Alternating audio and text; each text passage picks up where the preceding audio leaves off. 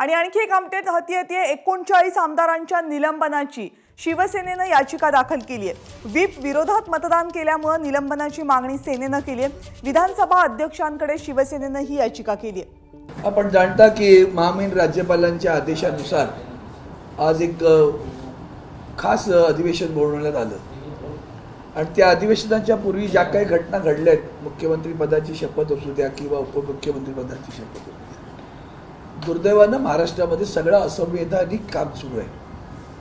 आपण जाणता सरकार आदरणीय उद्धवजी ठाकरे साहेबांनी राजीनामा दिल्यानंतर सरकार जरी बाजूला झालं, नवं सरकार निवडताना माननीय राज्यपालांनी सिंगल लार्जेस्ट पार्टीला बोलवायला पाहिजे। तुम्ही सगळ्यांनी माध्यमांनी ह्या सगळ्या गोष्टी कव्हर केल्यात, कुठं दिसलं का की सिंगल लार्जेस्ट पार्टीला बोलावलं होतं? पुन्हा दुसरं असं की त्या सिंगल लार्जेस्ट पार्टीनं त्यांच्या बैठकीत असा ठराव केला का की पक्षाबाहेरील व्यक्तीला आम्ही मुख्यमंत्रीपदी नेमतोय, असं कुठे ठराव केलेलं पाहिलं का? मग माननीय मुख्यमंत्र्यांसाठी जे तुम्ही बोलवलं होतं, दिलं, ते काय म्हणून दिलं, कोणत्या अधिकारात दिलं आणि त्यांना कोणता असा अधिकार बहाल केला होता, कोणत्या पक्षाचे म्हणून तुम्ही त्यांना बोलवलं आणि त्यांना शपथ घ्यायला लावली, हा पहिला मुद्दा। त्याही परिस्थितीमध्ये कायदेशीर लढाई शिवसेना आपल्या पद्धतीनं लढते। आपण जाणतात की यापूर्वी आमच्या इथे प्रतोद बसलेले आहेत, गटनेते अजय चौधरीजी आहेत, प्रतोद सुनील प्रभू बसले आहेत, आजचे आमचे उमेदवार राजन साळी बसलेत, नितीन देशमुखही इथे बसलेले आहेत। आणि या नोटीस दिली गेली, पहिल्यांदा आम्ही 12 लोकांची मग 16 लोकांचं सदस्यत्व रद्द करावं, अपात्र करावं म्हणून आम्ही सुप्रीम कोर्टापर्यंत गेलो। सुप्रीम कोर्टानं 11 जुलैची तारीख दिली, 12 तारखेला संध्याकाळी 5 वाजेपर्यंत वेळ दिली असताना ज्यांच्यावर सुप्रीम कोर्टाची नोटीस आहे त्यांनी शपथ घेतल्या, त्यांनी शपथ घेतली, शपथ अजून घ्यायच्या नाही।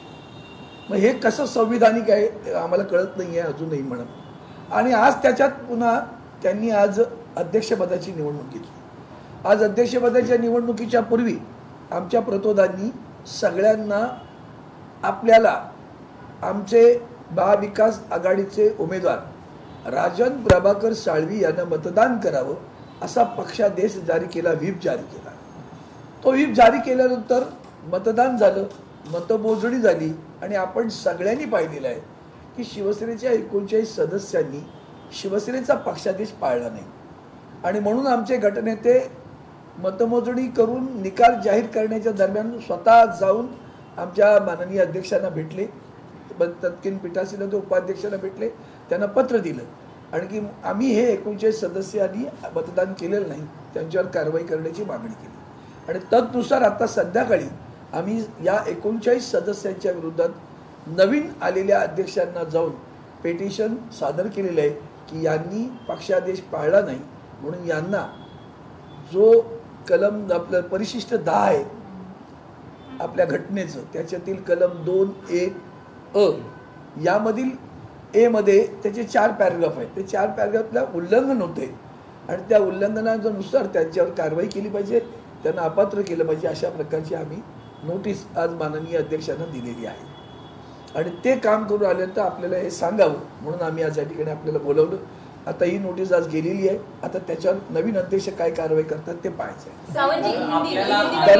दरम्यान आणखी एक माहिती अशी की तिथं माध्यमांवर आणि तुमच्याकडे काही ठिकाणी चुकून बातमी गेली असेल, काल रात्री 2-2:30 वाजेपर्यंत ही आमची सगळी मंडळी, आमदार मी त्याच्यात होतो, त्या आमच्या शिवसेना कार्यालयामध्ये काम करत होतो आणि आज रविवार आहे, त्यामुळे आता काय असं विशेष काम नाही की त्या स्टाफला रविवारचं पण त्रास द्या म्हणून सगळ्यांना बंद केलं होतं, सकाळी काय मिळणार नाही, कार्यालय उघडू नकोस तसं त्यांनी कळवलं।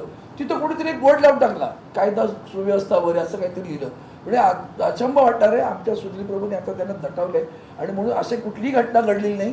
उद्या सकाळी शिवसेनेचं कार्यालय आपल्याला उघडं मिळेल, काही चिंता करण्याचं कारण नाही। पण तोपर्यंत आत्ता माध्यमं इतकी वेगवान फिरतात की कुणीतरी अशा प्रकारच्या बातम्या पसरवतं आणि भय निर्माण करतं किंवा लोकांमध्ये शंका निर्माण करतं, त्या मनातून काढून टाका।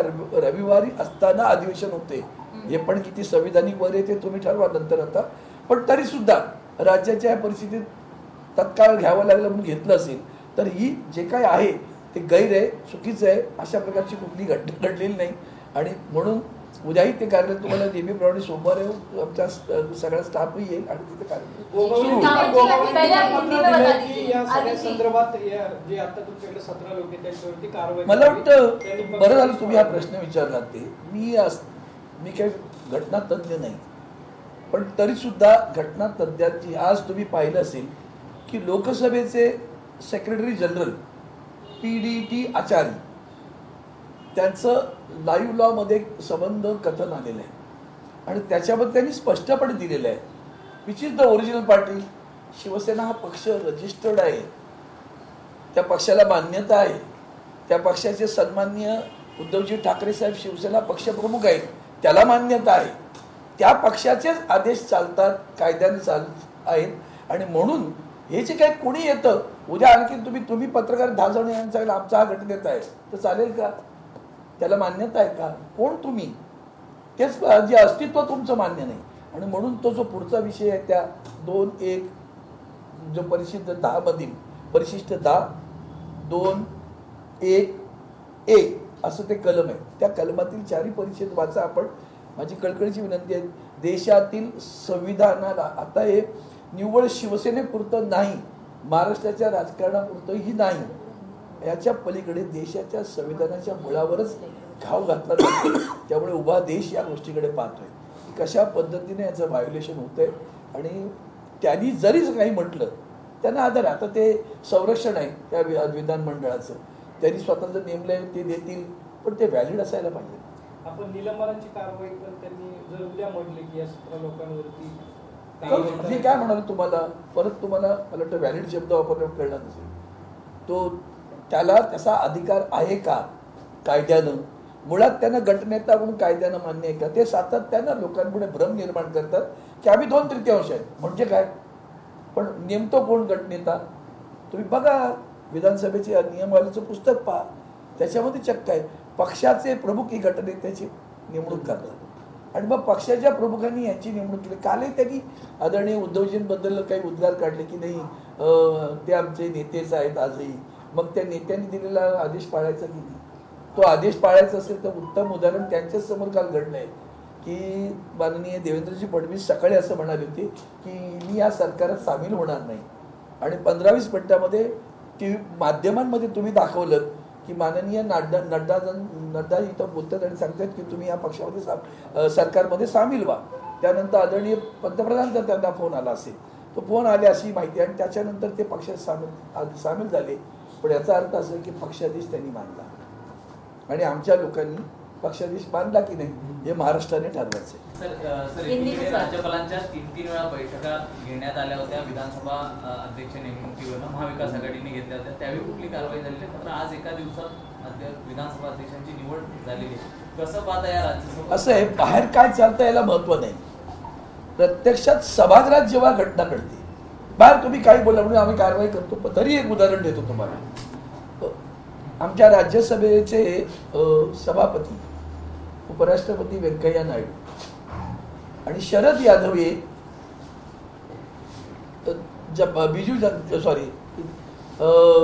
नितीश कुमारांच्या पार्टीमधले सदस्य, त्यांनी जाऊन लालू प्रसाद यादवांच्या रॅलीमध्ये ते सामील झाले. ही घटना सभागृहात घडली. ही घटना सभागृहात घडली का? ते रॅलीमध्ये बाहेर घडली. मग त्या रॅलीमध्ये गेले म्हणून नितीश कुमारांनी त्यांच्यावर शिस्तभंगाची कारवाई केली, पक्षद्रोहाची कारवाई केली आणि त्यांना राज्यसभेचं सदस्यत्व अपात्र करा अशी मागणी केली. घटना कुठे बाहेर आहे. आणि मग राज्यसभेचे सभापती माननीय व्यंकय्या नायडू यांनी शरद यादवांना अपात्र केलं. ही घटना फार जुनी नाही. त्याच्या विरुद्ध शरद यादव भारतीय सर्वोच्च न्यायालयात गेले आणि सर्वोच्च न्यायालयाने त्यांनी केलेली जी काही निर्णय होता तो मान्य केला. हेही आपल्यासाठी माहिती असावं एवढं याच्यातनं तुम्ही समजून जा की काय कशा प्रकारे कायदा एका बाजूला एक हा नियम आणि इतर तेच आम्ही जेव्हा ही मागणी करतो तेव्हा कसे निर्णय मिळतात ते आपण पाहिलं असेल. एवढंच मला या निमित्ताने सांगायचं. तुमच्या 16 आमदारांच्या विरोधात देखील त्यांनी विधानसभा अध्यक्षांकडे. तुम्ही उशीर आलात का? मला वाटतं उत्तर दिलेलं आहे यांच्याकडनं ऐकून घ्या. आम्ही लवकर आलो. मुझे लगता है आज आप जानते हो कि विधानसभा का सत्र शुरू हुआ और विधानसभा के सत्र के लिए आदरणीय महामहिम राज्यपाल जी ने जो सूचना जारी की थी उसके मुताबिक आज शुरू हुआ। मैं इसके मूल पर जाता हूँ पहले कि आदरणीय राज्यपाल महोदय जी ने माननीय मुख्यमंत्री जी को कैसे न्योता दिया, क्योंकि सवाल ऐसा है कि जब कोई सरकार नहीं रहती तो नई सरकार बदलते समय सिंगल लार्जेस्ट पार्टी को बुलाया जाता है। क्या महामहिम राज्यपाल जी ने सिंगल लार्जेस्ट पार्टी को बुलाया था? अगर नहीं बुलाया था तो क्या सिंगल लार्जेस्ट पार्टी ने उनकी मीटिंग में उनके पार्टी के बाहर के आदमी विधायक को सम्मानीय सदस्य को सभागृह का नेता चुना था? अगर नहीं चुना है तो इनको अपने कौन सी पार्टी का नेता करके मुख्यमंत्री को शपथ ग्रहण करने के लिए बुलाया? यह मूलभूत संवैधानिक सवाल खड़ा हो जाता है। अब रही बात, इतना करने के बावजूद तो रुके नहीं, उसके आगे आए और आगे चलकर ये सत्र लगाया। सत्र में आज उन्होंने माननीय अध्यक्ष जी का चुनाव घोषित किया था। उसके पूर्व आप जानते हो कि जब हमने मीटिंग लगाई थी, हमारे व्हीप ने नोटिस दी थी करके हमने उनके सुप्रीम कोर्ट तक जो मामला अभी भी जारी है वो आप जानती हो, उसमें भी जिनके ऊपर सुप्रीम कोर्ट का मामला जारी है वो यहाँ शपथ ग्रहण कर रहे हैं। और अब यहाँ आज भी वही बात हुई, असंवैधानिक सारी चीज़ें चल रही है। आज भी जब अध्यक्ष का चुनाव घोषित किया गया उसके बाद में चुनाव कैसे हुआ आप तो सब लोगों ने देखा है। उसमें शिवसेना के 39 विधानसभा सदस्यों ने हमारे व्हिप को जो दिया था, पक्ष के आदेश दिए थे, उसको माना नहीं और उसके खिलाफ जाकर वोटिंग करी। अब जो वोटिंग करी है उसको लेकर हमने आप शाम को हमारे माननीय नए चुने हुए अध्यक्ष माननीय राहुल नार्वेकर जी के पास हम गए और उन 39 सारे सदस्यों पर पार्टी का आदेश का अनुपालन किया नहीं, इसलिए उन पर अयोग्यता की कार्रवाई करे ये मांग करके लेंगे। हमने पिटीशन आज उनको सुपुर्द किया है। सर, उन्होंने भी अज्ञता की बात कही है। उनका कहना था कि गोगावले ने जिस तरह से कुछ प्रतोद अपने आप को नियुक्त किया और 16 विधायकों की अयोग्यता की मांग की है, उस पर क्या कहना चाहेंगे? अच्छा, वो आपने सवाल उठाया। मैं जो कुछ बात कर रहा हूँ वो संवैधानिक बातें कर रहा हूँ और उस संवैधानिक बातों में आप देखिए कि जो हमारी पार्टी रजिस्टर्ड पार्टी है, मान्यता प्राप्त पार्टी है, उस पार्टी के पक्ष प्रमुख आदरणीय उद्धव जी ठाकरे साहब है, जो नियम है कानून है उसके तहत उनको अधिकार है पार्टी का नेता विधिमंडल के लिए, खास करके जो अपना विधानसभा सदस्य जो क्षेत्र है उसमें चुनने के लिए उनका अधिकार है। और उन्होंने हमारे अजय चौधरी साहब को उसका गठन दिया। उनको किसने चुना? खुद ही चुन ले। कौन सी पार्टी है वो? रजिस्टर्ड होगी? कौन है?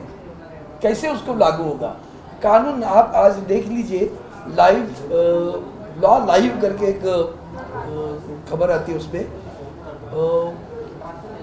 लोकसभा के पूर्व सेक्रेटरी जनरल PDT आचार्य, उन्होंने उस पर सारी चीज़ें लिखी है और वो कहाँ है? सारी चीज़ें जो हो रही है असंवैधानिक है। ना उनको अलग गुट करके अस्तित्व रह सकता है, ना वो पार्टी के गठनेता बन सकते, ना प्रतोद बन सकते, ना उनको मंत्री पद की शपथ दे सकते। अगर उनको करना है तो उनको इमीडिएटली किसी पार्टी में शरीक होना होगा। वो नहीं कर रहे। सारी असंवैधानिक चीज़ें इस महाराष्ट्र में हो रही। सिर्फ महाराष्ट्र नहीं तो पूरा देश इसको देख रहा है।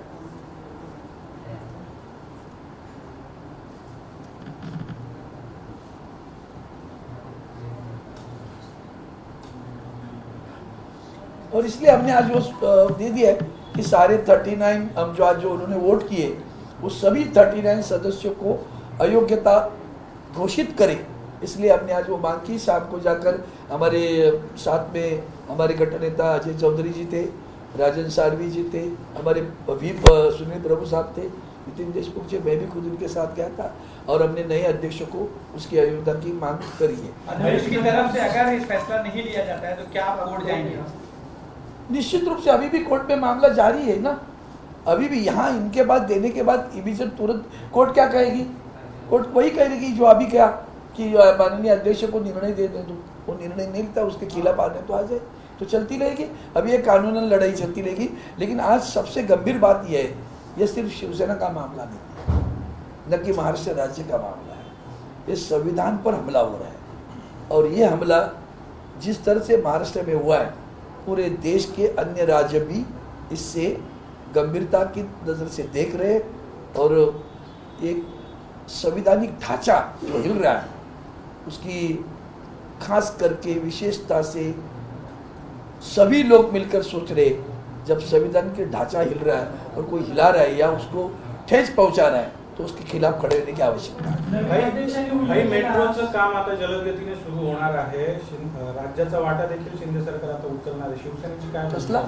मेट्रो मेट्रो हाँ, मेट्रो मला वाटतं आदरणीय उद्धव जी ठाकरे साहब, एक तरफ हम कहते हैं कि वातावरण का बदलाव बहुत गंभीर रूप ले रहा है, तो मेट्रो के बारे में जो कारशेड की बात आई, आदरणीय उद्धव साहब ने कहा था पर्यावरण ये तो हमारे फेफड़े हैं भाई, मुंबई के जो जंगल है वही तो फेफड़े हैं मुंबई वासियों के। उन्होंने इतना दिल तोड़ कर कहा मेरा गुस्सा उस पर न निकाले। ये प्रोजेक्ट के लिए खिलाफ नहीं हूँ मैं, लेकिन उन्होंने तो और वन क्षेत्र आरक्षित किया, तो उसको लेकर आगे बोलना चाहिए। मेट्रो सोबतच बुलेट ट्रेनचं सुद्धा काम आता जलदगतीने सुरू होणार आहे। मुंबई अहमदाबादचं सुद्धा बुलेट ट्रेनचा आता प्रस्ताव सरकारने। देखो भाई, लोगों को बुलेट ट्रेन चाहिए की मराठी। अरे हा, बुलेट मला कळत नाही की बुलेट ट्रेन लोकांना हवी की नको, हा वेगळा विषय। लोकांनी अजूनही जमिनी दिलेल्या नाहीत, आम्ही नाही सक्ती केली, आम्ही काय विरोधात आहोत अशातला भाग नाही। बुलेट ट्रेन कशी हवी? मुंबई ते दिल्ली किंवा कन्याकुमारी ते दिल्ली त्यांना हवी, 2 तासाच्या प्रवासाला बुलेट ट्रेन लागते, ते ठीक आहे, ते त्यांचा इगोइस्टिक विषय असेल। पण मूळ विषय असा आहे की बुलेट ट्रेन असू द्या किंवा मेट्रो असू द्या, तुम्ही तुमचे राग मुंबईच्या जनतेवर काढू नका। मुंबईच्या जनतेला उत्तम लोकल सेवा हवी आहे, मुंबईच्या जनतेला उत्तम यातायात ज्याला आपण म्हणतो वाहतूक सेवा हवी आहे, आणि त्यामुळे गोरगरिबांना जी सेवा हवी आहे तिला प्राधान्य देणं आवश्यक आहे। त्यासाठी मेट्रोची जी काय अडकून ठेवले तुम्ही आणि त्याला प्रतिष्ठा करताय, ती हात जोडून विनंती करतो की ती प्रतिष्ठा करू नका। मुंबईच्या लोकांचा हे आरेचं जंगल म्हणजे फुफ्फुस आहे बरं का, त्यातून ऑक्सिजन मिळतो, तो आमचा प्राणवायू काढून घेऊ नका, एवढीच आमची विनंती। फडणवीस म्हणले की जे GR सरकारने काढले होते त्यातील काही GR आम्ही रद्द करू आणि काही GR घेऊ। ते त्यांचं आता हे बघा, या विषयावर आता मी बोलू इच्छित नाही, जनता पाहिजे ना काय रद्द करतील काय। जसं आरेच आहे त्यावरनं आजच लोकांच्या प्रतिक्रिया आलेल्या आहेत, लोकांनी आंदोलनं सुरू केली आहेत, लक्षात घ्या। आणि मग ही आंदोलनं पेटवायची असेल तर पेटवा, तुम्हाला विश्वास आंदोलन एबीपी माझा, उघडा डोळे बघा नीट।